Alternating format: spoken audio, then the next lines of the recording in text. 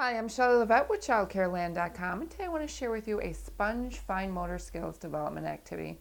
All you need to have are normal dish sponges. This came in a 4-pack, and I cut it into roughly 1 inch by 1 inch squares, or maybe 3/4 inch by 1 inch shapes on here. I could get 8 of these in one sponge, and these are just normal sponges that you can find in the dish soap section.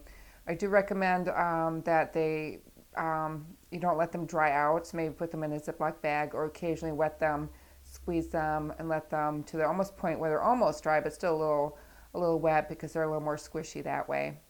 Then you also need to have clothespins, and that's basically all you need to have, whatever containers you want to work with in your early learning environment. You don't really need to use any, but I like to just have things more organized. But again, you don't need to do that. You just really need to have the sponges and the clothespins, and this activity will work just fine.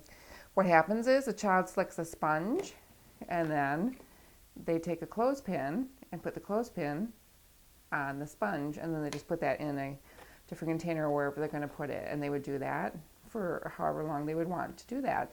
But this is a great activity for the fine motor skills development. They have to pinch open the clothespins, and then they have to squeeze onto the sponge and then put the sponge into the clothespin on here.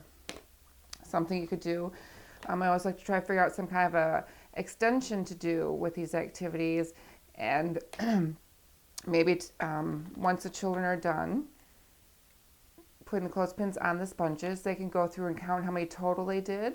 Then they can separate them by colors too as well on here. If they don't, if you're going to do that, you would not have the same amount of colors of each sponge in this bowl though. Otherwise, because then if they did the whole bowl, then all the colors should be the same here that they would count. So that's if you're going to be doing some kind of a math or sorting activity with the sponges.